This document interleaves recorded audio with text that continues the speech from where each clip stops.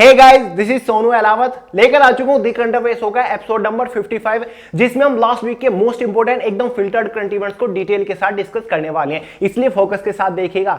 तो चलिए यार, इंट्रोडक्शन में ज्यादा टाइम वेस्ट नहीं करते, फटाफट शुरू कर लेते हैं। उससे पहले रियलिटी बता दूं, देखिए फ्रेंड्स, लास्ट वीक बहुत ज्यादा इंपोर्टेंट करंट इवेंट तो नहीं बने, लेकिन जितने बने इस वीडियो में हम डिस्कस करने वाले हैं, क्योंकि हमारा पर्पस रहता है कि वीक में जितने भी इंपॉर्टेंट करंट इवेंट बने हैं जो कि एग्जाम के पॉइंट ऑफ व्यू से बहुत ज्यादा इंपॉर्टेंट है, केवल हम वही डिस्कस करते हैं, फालतू का कुछ भी डिस्कस नहीं करते, आपको पता है। तो लास्ट वीक जितने भी करंट इवेंट बने हैं, इंपॉर्टेंट बने हैं, केवल वही डिस्कस करेंगे, भले ही कम ही क्यों ना हो। तो चलिए बात करते हैं आज के एपिसोड के first most important current event के बारे में। COP26 में शामिल हुए प्रधानमंत्री मोदी। फ्रेंड्स, हाल ही में भारत के प्रधानमंत्री मोदी जी ने COP26 वार्षिक सम्मेलन में हिस्सा लिया, जो कि हाल ही में ब्रिटेन के स्कॉटलैंड में एक जगह पड़ती है ग्लासगो, वहां पर आयोजित किया गया। सबसे पहले समझते हैं COP26 है क्या। फ्रेंड्स, COP26 एक सम्मेलन है जो कि हर साल आयोजित किया जाता है, वर्ल्ड वाइड आयोजित किया जाता है। COP को हम सिंपल लैंग्वेज में बोलते हैं क्लाइमेट चेंज कॉन्फ्रेंस, हिंदी में इसको बोलेंगे जलवायु परिवर्तन बैठक, जो कि हर साल आयोजित की जाती है। इसका सिंपल मतलब यह हो जाता है, यानी कि जो जलवायु में परिवर्तन हो रहा है, उससे जो खतरा बढ़ रहा है, उस खतरे को रोकने के लिए वर्ल्ड वाइड एक बैठक होती है, यानी कि बहुत सारे देश इसके ऊपर चर्चा करते हैं कि जो जलवायु परिवर्तन हो रहा है, ये गंभीर सिचुएशन बनती जा रही है, इसको कैसे कंट्रोल किया जाए। तो एक चर्चा का विषय है, इसलिए हर साल इसके ऊपर बड़ी चर्चा होती है। इसकी हिस्ट्री में थोड़ा सा जाते हैं COP की। देखिए फ्रेंड्स, 90s में बहुत सारे देशों ने यह नोटिस किया कि यार जलवायु परिवर्तन बहुत ही स्पीड से हो रहा है, क्योंकि फैक्ट्रियां लगने लगी थी, पोल्यूशन बढ़ने लगा था, ट्रैफिक बहुत ज्यादा होने लगा था, और इसलिए जो कार्बन एमिशन है, कार्बन का उत्सर्जन बहुत ज्यादा होने लगा था, पोल्यूशन बढ़ने लगा था, इसीलिए पृथ्वी का टेम्परेचर बढ़ने लगा था। तो इन्होंने फैसला किया कि पृथ्वी का जो टेम्परेचर बढ़ रहा है बहुत ही खतरा है, इसलिए इस चीज को रोका जाए। तो फाइनली इन्होंने एक ऑर्गेनाइजेशन या फिर हम कह सकते हैं एक संगठन बनाने का फैसला किया, बहुत सारे देशों ने मिलकर, और फाइनली 1992 में इन्होंने एक ऑर्गेनाइजेशन या फिर संगठन बना भी लिया, जिसको नाम दिया गया UNFCCC। यह संगठन इसलिए बनाया गया ताकि इसके ऊपर रोकथाम की जा सके, मिलकर सॉल्यूशन निकाला जा सके। ठीक है, UNFCCC की फुल फॉर्म होती है United nation framework convention on climate change. ठीक है, 1992 में ये ऑर्गेनाइजेशन बनाई गई, लेकिन 1995 से इसकी शुरुआत हुई, यानी कि 1995 में इसकी पहली बैठक आयोजित कराई गई। कहां पर? जर्मनी के अंदर 1995 से शुरू हुई। और जो आप COP26 लिखा देख रहे हैं, 26 का मतलब है ये जो कॉन्फ्रेंस हुई है इस बार ग्लासगो के अंदर, ये 26वां संस्करण हुआ है, इसका 26वां सेशन हुआ है। COP1 कहां पर हुई थी? जर्मनी में हुई थी। इसके बाद 26वां कहां पर हुई? ब्रिटेन, स्कॉटलैंड, ग्लासगो में हुई। ठीक है, तो इसका मतलब है 26वां एडिशन हम इसको कह सकते हैं हुआ है ये। ठीक है, जो COP है वो UNFCCC का ही एक पार्ट है, यानी कि इसी के अंदर ये बैठक कराई जाती है। ठीक है, तो कंफ्यूज मत होइएगा।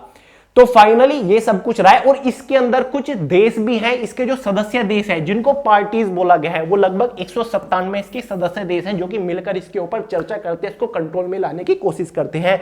और COP की फुल फॉर्म क्या होती है, एग्जाम में अगर पूछा जाए तो COP की फुल फॉर्म होती है कॉन्फ्रेंस ऑफ पार्टीज, यानी कि बहुत सारी जो देश हैं जिनको पार्टीज बोला गया है, उनकी कॉन्फ्रेंस होती है, मीटिंग होती है। किस चीज के ऊपर? क्लाइमेट चेंज कॉन्फ्रेंस, इसको हम बोलते हैं जलवायु परिवर्तन के ऊपर। फाइनली जब ये COP26 हुआ, इसमें क्या फैसला लिया गया?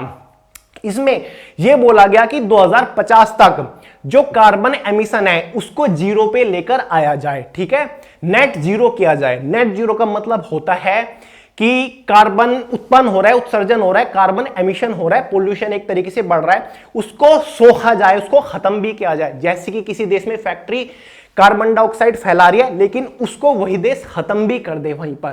ठीक है, उसको सोख लिया जाए। 2050 तक ये टारगेट रखा गया, लेकिन रसिया हुआ, चाइना हुआ, उन्होंने बोला कि हम 2060 तक ये कर पाएंगे, लेकिन इंडिया ने वहीं पर बोला कि 2070 तक हम ये कर पाएंगे, यानी कि जीरो नेट एमिशन कार्बन का कर पाएंगे, उसको सोख पाएंगे। ठीक है, क्योंकि बहुत सारी फैक्ट्रीज है, अगर जल्दबाजी करने की कोशिश करेगा भारत, ऑब्वियसली फैक्ट्री वगैरह बंद करनी पड़ेगी, कंपनीज बंद करनी पड़ेगी, क्योंकि वही तो कार्बन एमिशन क्रिएट कर रहे हैं।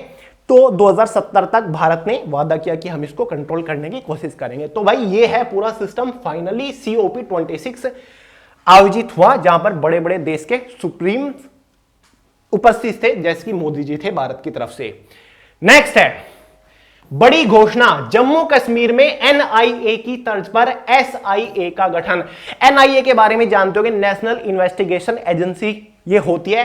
फाइनली गृह मंत्रालय ने और साथ ही जम्मू कश्मीर का जो गृह विभाग है उन्होंने भी अनाउंसमेंट कर दी है कि NIA की तरह स्टेट लेवल पर SIA जम्मू कश्मीर के अंदर बनाई जाएगी और बना दी गई है। SIA की फुल फॉर्म होगी हमारी स्टेट इन्वेस्टिगेशन एजेंसी।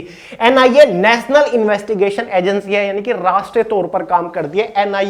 SIA है जो वो स्टेट के ऊपर काम करेगी, ठीक है, यानी कि राज्य के ऊपर ही काम करेगी, केवल जम्मू कश्मीर के ऊपर ही काम करेगी। फाइनली इसके अंदर एम्प्लॉय भी रखे जाएंगे।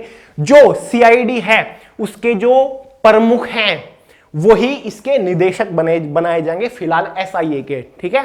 और ये कहां पर बनाई गई? जम्मू कश्मीर में। याद रखिएगा, जम्मू कश्मीर में NIA की तर्ज पर SIA का गठन किया गया, जिसको स्टेट इन्वेस्टिगेशन एजेंसी नाम दिया गया, जो कि बढ़ते आतंकवाद के ऊपर नजर रखेगी, ठीक है, इसको कंट्रोल में लाने की कोशिश करेगी, आतंकवाद के ऊपर इन्वेस्टिगेशन करेगी, ठीक है। तो आतंकवाद, ये एक एंटी टेररिस्ट एजेंसी बनाई गई, ठीक है।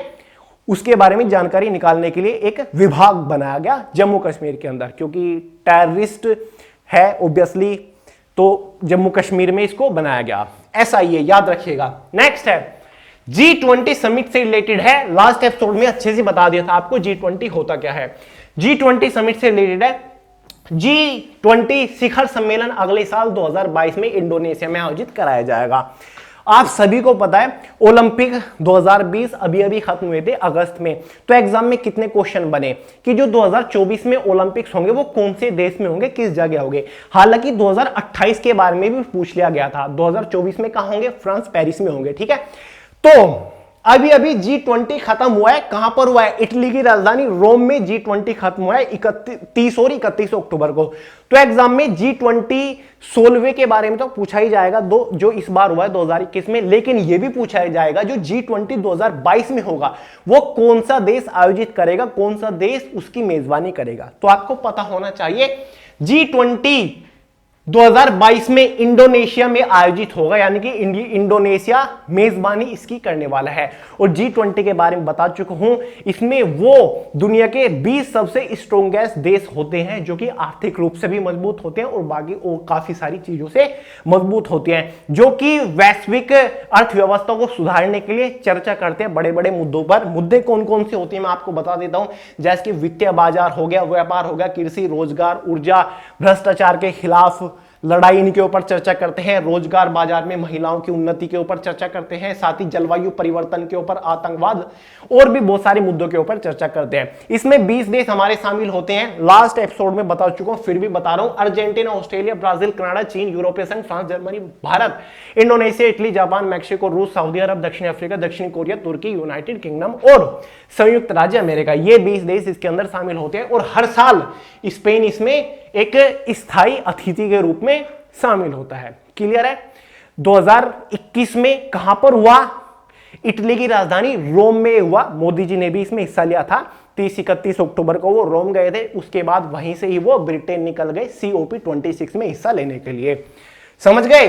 नेक्स्ट है केंद्रीय गृह मंत्री अमित शाह ने Ayushman CAPF health card launch किया। CAPF का मतलब होता है सेंट्रल आर्म पुलिस फोर्सेस, जो हमारी है, जैसे कि SSB हो गया, ठीक है, सीमा सुरक्षा बल, BSF हो गया, border security force, CRPF, CISF, साथ ही ITBP हो गया, असम राइफल हो गया, NSG हो गया, ये हमारी CAPF है। तो फाइनली केंद्रीय गृह मंत्री अमित शाह जी ने आयुष्मान CAPF हेल्थ कार्ड इन फोर्सेस के लोगों के लिए लॉन्च कर दिया, यानी कि जो इनके सोल्जर है, काम कर रहे हैं, ठीक है, उनके लिए हेल्थ कार्ड इन्होंने लॉन्च किया है, CAPF हेल्थ कार्ड। इससे क्या होगा, यानी कि जो CAPF में काम कर रहे 35 लाख से ज्यादा कर्मचारी, उनको छूट मिलेगी एक तरीके की, उनके लिए सुविधा जारी की गई है, यानी कि इनके जो पैनल में हॉस्पिटल्स वगैरह आएंगे वहां पर ये कैशलेस कैशलेस अपना इलाज वगैरह कर सकते हैं, वहां पर ये कैशलेस स्वास्थ्य सुविधाओं का फायदा उठा सकते हैं इस कार्ड के तहत। यानी कि जिस सीएपीएफ कर्मी के पास ये कार्ड होगा और उसके पैनल में जो हॉस्पिटल आता है वहां पर उसको कैश वगैरह देने की जरूरत नहीं पड़ेगी, वो कैशलेस अपना इलाज करा सकता है, अपना या फिर अपने परिवार का इलाज करा सकता है। तो ये सुविधा दी जा रही है। कौन कौन सी सीएपीएफ फोर्स इसमें शामिल रहेंगी? इसमें हमारी सीआरपीएफ रहेगी, आईटीबीपी रहेगी, एसएसबी रहेगी, साथ ही बीएसएफ रहेगी और सीआईएसएफ रहेगी, असम राइफल और एनएसजी रहेगा। इसमें हमारे टोटल 7 सीएपीएफ फोर्सेस को शामिल फिलहाल किया गया है। क्लियर है? और ये आयुष्मान सीएपीएफ स्वास्थ्य योजना के तहत किया गया है। आयुष्मान सीएपीएफ स्वास्थ्य योजना यही थी कि जो सीएपीएफ के कर्मी हैं उनको मतलब ये सुविधा दी जाए, इलाज की सुविधा दी जाए, और अब मतलब क्या नाम है इसका, कैशलेस सुविधा दी जाएगी इस कार्ड के तहत। नेक्स्ट है, कोवैक्सीन को विश्व स्वास्थ्य संगठन द्वारा आपातकालीन उपयोग के लिए स्वीकृत किया गया। फाइनली भाई इंडिया की जो कोवैक्सीन है कोविड-19 को, इसको भी डब्ल्यूएचओ ने अप्रूवल दे दिया है वर्ल्ड वाइड इमरजेंसी इस्तेमाल के लिए। तो अपने आप में बहुत बड़ी खबर है, भारत की बनाई हुई कोवैक्सीन है और इसको वर्ल्ड वाइड इस्तेमाल में, यानी कि कोई भी देश इसको इस्तेमाल कर सकता है। अभी तक भी इसको इस्तेमाल किया जा रहा था, ऑब्वियसली भारत के अंदर भी इसको इस्तेमाल किया जा रहा था, लेकिन भारत इस्तेमाल कर रहा था इसको अपने रिस्क पर, यानी कि डब्ल्यूएचओ ने इसको अप्रूवल नहीं दिया था। लेकिन कोवैक्सीन के इमरजेंसी इस्तेमाल के लिए डब्ल्यूएचओ ने फाइनल ऑफिशियली अप्रूवल दे दिया कि हां कोवैक्सीन को इमरजेंसी इस्तेमाल किया जा सकता है किसी भी देश में। ईएलयू लिस्ट में इसको शामिल कर लिया गया है, या फिर इसको ईएलयू लिस्ट दे दी गई है। ईएलयू का फुल फॉर्म होता है इमरजेंसी यूज लिस्ट। नेक्स्ट है, राष्ट्रीय स्वच्छ गंगा मिशन को Guinness book of world record में शामिल किया गया। राष्ट्रीय स्वच्छ गंगा मिशन काफी टाइम पहले लॉन्च किया गया था। लगभग 20,000 करोड़ रुपए का बजट हर 5 साल के लिए जारी किया जाता है। गंगा को साफ और स्वच्छ बनाने की एक योजना है। फाइनली इसको गिनीज जो बुक है वर्ल्ड रिकॉर्ड की, उसमें इसको शामिल कर लिया गया है। वो क्यों किया गया है? हर साल एक उत्सव मनाया जाता है और इस बार इस महोत्सव का 5वां संस्करण था, यानी कि 5वीं बार मनाया जा रहा था। ये 3 दिवसीय एक उत्सव होता है जिसमें जो हमारी गंगा नदी है या फिर और भी सारी नदियां हैं उनकी गरिमा को बनाए रखने के लिए उत्सव मनाया जाता है। तो इसी दिन, एक ही दिन में फेसबुक के ऊपर एक प्रॉपर टैग लाइन के साथ इससे रिलेटेड एक रिटन नोट लिखा गया और मैक्सिमम नंबर ऑफ लोगों ने ये किया, इसीलिए इसको Guinness book of world record में शामिल किया गया। तो एग्जाम में क्वेश्चन बनेगा, हाल ही में भारत की किस राष्ट्रीय योजना को Guinness book of world record में शामिल किया गया? तो याद रखेगा राष्ट्रीय स्वच्छ गंगा मिशन को।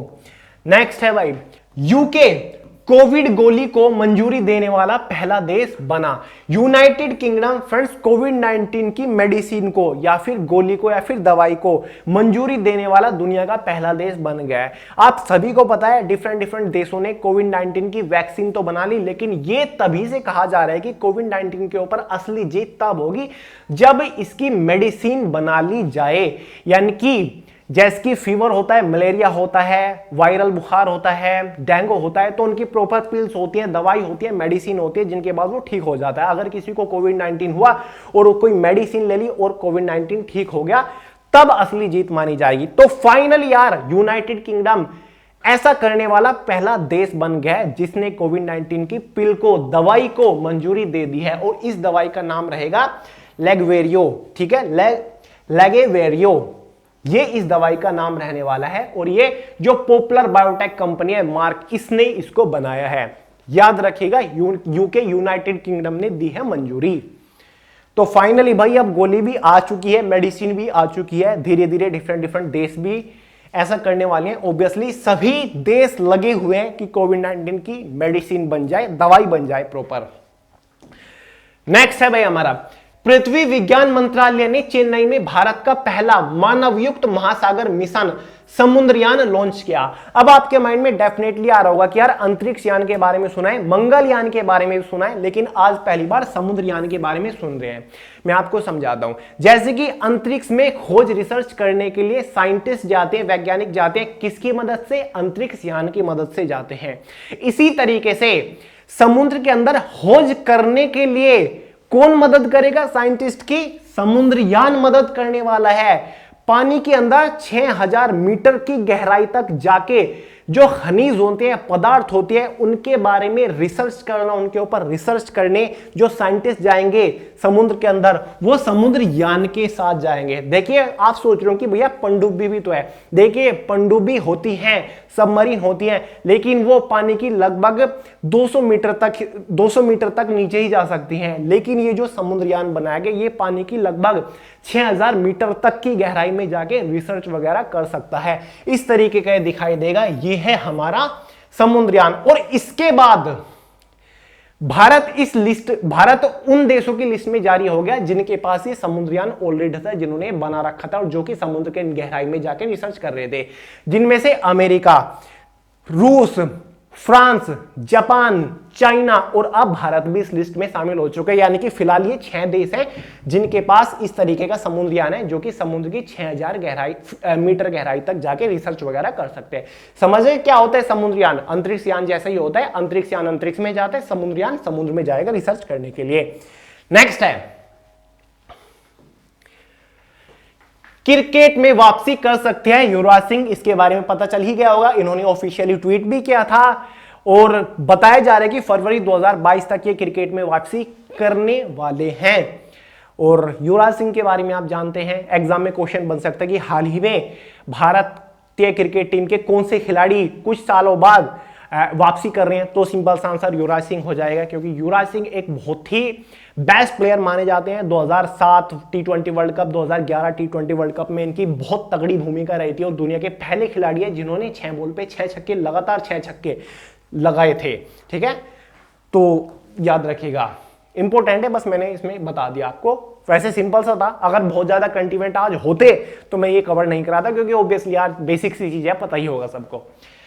शंकराचार्य की प्रतिमा का अनावरण, ठीक है, यानी कि दोबारा से उसका अनावरण किया गया एक तरीके से। शंकराचार्य ये कौन थे? शंकराचार्य 8वीं शताब्दी के एक सिद्ध गुरु हम कह सकते हैं इनको। ठीक है, इनकी प्रतिमा थी केदारनाथ मंदिर के पास, इनकी प्रतिमा थी क्योंकि वहां पर इन्होंने समाधि ली थी 8वीं शताब्दी में, और उत्तराखंड केदारनाथ में इनकी प्रतिमा थी। लेकिन 2013 में उत्तराखंड में जब तगड़ी सुनामी आई, बाढ़ हम उसको कह सकते हैं, उनमें जो इनकी ये प्रतिमा थी वो डैमेज हो गई थी। ठीक है, खत्म हो गई थी, नष्ट हो गई थी। उसके बाद इसको दोबारा बनाया गया 2019 को से।